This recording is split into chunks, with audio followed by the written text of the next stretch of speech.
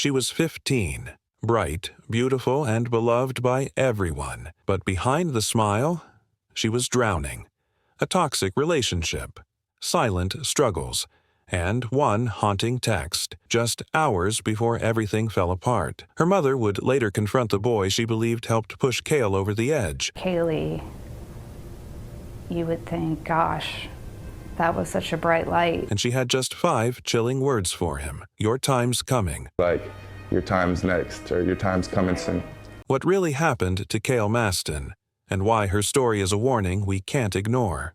Kaylee Marie Masten was born on August 16, 2007 in Cincinnati, Ohio, to Julie and Donald Masten. She grew up in the quiet town of Milford, surrounded by love and warmth. Her bright smile and big heart left a lasting impression on everyone she met. Kaylee was especially close to her younger brother Camden. They were inseparable, teasing each other, playing, and always having each other's back. But tragedy struck early. In 2012, when Kale was just 5, her father died after battling cancer. She was a true daddy's girl, and the loss devastated her. Julie, now a single mother, did everything she could to hold the family together. With help from relatives and the Milford community, Julie carried on. But heartbreak returned in 2020 when Kale's beloved uncle died unexpectedly in a car crash. She was 13, and once again, the grief was overwhelming. Despite it all, Kaylee remained resilient. Her bond with her mother grew stronger. Julie would later say, "She wasn't just my daughter, she was my person." As a student at Milford High School, Kale stood out. She was an honor roll student,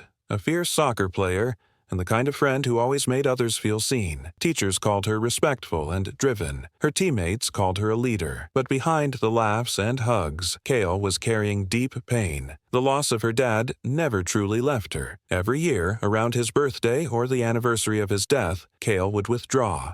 Quiet, emotional, and sometimes overwhelmed by sadness. She began therapy and started medication for depression and anxiety in high school. But close friends did. She opened up to them about her hard days, when getting out of bed felt impossible, or when she'd leave class just to cry alone. At 14, Kaylee entered a relationship with a boy named Abel, a varsity football player at her school.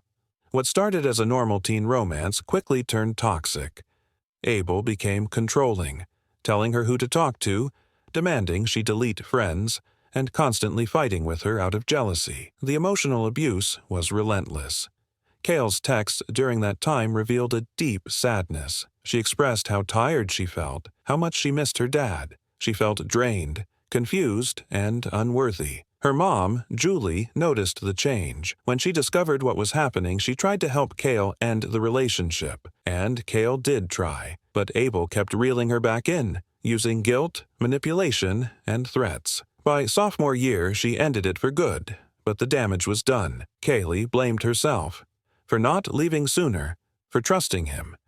But the truth is, she wasn't weak. She was a kind-hearted teen caught in a toxic relationship, and she didn't deserve any of it. Then came the day that shattered everything. On March 14, 2023, Kaylee had online classes while upperclassmen were testing. She stayed home. Julie remembers hearing her move around, odd for her daughter, who wasn't a morning person. Before leaving for work, Julie peeked into Kale's room. She could tell Kale was pretending to sleep. She kissed her on the head and whispered, "I love you." Later that morning, she texted Kale, "How are you feeling? Are you hungry?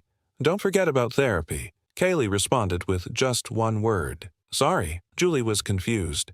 Maybe Kale was upset about going to therapy. She tried calling. No answer. She checked the home cameras. Nothing unusual, but her heart knew something was wrong. Kale was gone. She was just 15 years old. Her death devastated the Milford community. No one could truly grasp the weight she had been carrying. Friends and classmates organized a candlelight vigil days later. Hundreds showed up, wearing purple ribbons, Kale's favorite color. A local group helped raise over $30,000 for funeral costs. The girls' soccer team later held a mental health awareness game in her name. But behind the scenes, Julie was spiraling. Grief, guilt, confusion, and eventually anger. As she learned more about the emotional abuse her daughter endured, Julie's heartbreak turned into fury. She believed Abel had emotionally broken Kale and played a role in what happened. That belief consumed her. On August 27, 2023, 6 months after Kayle's passing, Julie showed up at a house party where Abel was present. According to police, she entered the garage looking for him. The encounter never turned physical, but it was terrifying for everyone there.